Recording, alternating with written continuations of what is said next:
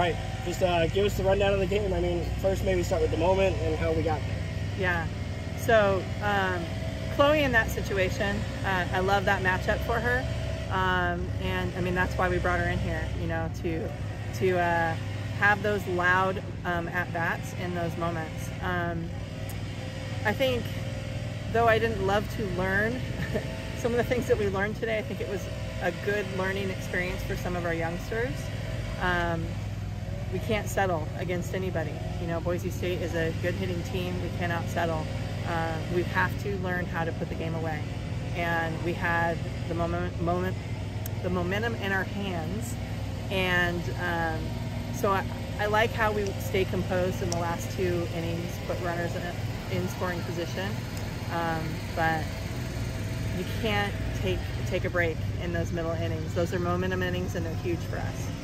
Caitlin Felton, you spoke about her the other night, and boy, she was tremendous. Career high 13 strikeouts in a victory against UMass. Then comes back about 5-6 hours later, gets the big out to get you out of the gym, to give you a chance to get that comeback win. Big night for her. Yeah. I think it's important too, like for me to remember that, because she has put the time and effort in, and she's darn good. Her stuff is good, and we're still finding out more about, like, whoa, she's got movement there. She can do this. She can wiggle it here. So love what she brings. She can show you a lot of different looks, and I think her composure today showed that she learned from the other night. And so again, I love those learning moments and seeing how she executed and recovered. Can't get lost in this. Macy Miles and her performance out of the bullpen. Talk about bringing her in that spot. Bases loaded, 1 out for her debut, and she got out of it and gave you some quality innings. Yeah, you know what? With Macy, I fully trusted her in that situation. She is hard-nosed, and I think that it's not surprising the dinner table she comes from. It's pedigree, you know. I've asked her before, like, where did you learn to have that composure on the mound? And she said her dad, right? And so I think it's huge to be able to have that mindset. Her mindset is like she throws 70 miles per hour, but she mixes the ball a little bit, and her team likes to play behind her. Where did you see improvements tonight versus you guys' games against Georgia? Our bats got better as we went along. I like how we used all parts of the field. Our left-handed hitters just absolutely exposed left field the entire day. So I love that. And just the momentum with the lineup. You know, there's a lot of moving parts to who we are as a program. And so just remembering that we can continue to contribute in so many different ways. What was such a wacky game? You know, we talked about facing Boise State. You know those colors well. You mentioned it would be emotional a little bit. And Justin's doing a great job. I think she showed why he's one of the top hitting coaches. Up and down game. Just describe this night for you, and you know the ups and downs with this young group that they fought back to win. Yeah. Well, and I think they thought the game was over. And I mean, Boise State is a feisty team. They're much like us, right? They're chippy, and so they're not going to stop playing until the game is over. And that's why it was an exciting game, as you know, as such. And I mean, just some of the things they did. That catcher, she's good.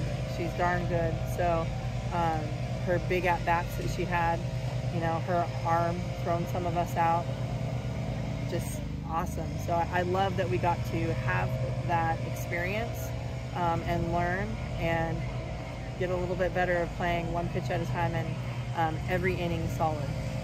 What was your message to the team after that 6th inning? Well, first we talked about, like, okay, what did we learn? And they told me. I didn't have to tell them. And then let's celebrate, right? But I think the big message is, and this is where I'm learning even as a coach, is I could freak out about a lot of those moments of, like, what are we doing? What are we thinking? But again, it's the second day of season. It's the 3rd game of season.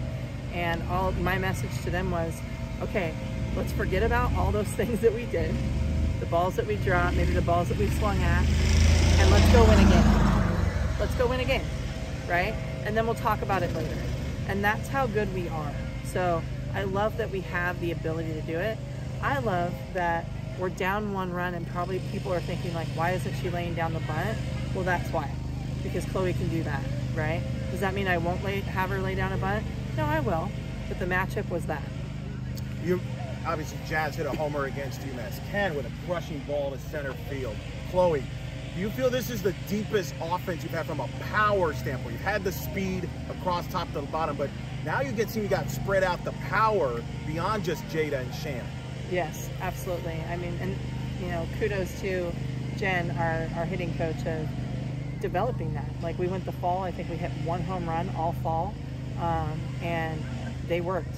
I actually like that we didn't hit as many home runs as I thought we could have in the fall, because they worked and they came back stronger over winter break.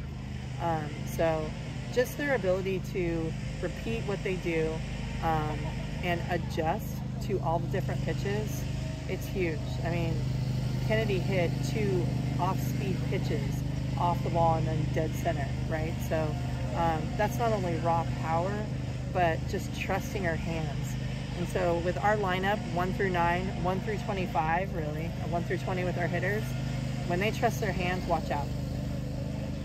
You have another familiar face facing you tomorrow with Whitney Jones over at Ohio State. What do you think this team needs to do in order to get the win? And do you think with Coach Jones being on the team, being familiar with you guys, makes you kind of change up some stuff? Well, I think that's going to be fun, right? Whit is such a great scout. She does a good job of, you know, seeing what's needed and preparing. That's what she's really good at. So we are also really good at that. And so I think it's just going to be exciting and fun. And it's really going to come down to who's going to just like stay in their own dugout and focus on them. My last question, fitting you win on a walk-up on a night where we honor Francesca for winning Best Local Analyst for Extra Innings Country. Very fitting, ends with a walk-off. Yes. Well, you know, I told her, you know, the energy needs to come about from yesterday, so I'm just kidding. But yes, I think she does have the walk-off juice or whatever it is. But so awesome to be able to have her and this other guy, Eric Lopez, calling our games, because we feel like we're on ESPN, ESPNU, all the, you know, top prime time with our commentators, and I'll tell you, we get tons of compliments as well. So what a cool opportunity. She helped grow the game back when she played, and our staff actually got to play, one of our staff members actually got to play against her in the championship game in 2009. So what a cool opportunity to see her continue to grow throughout this game. Thanks, Coach. Thank you.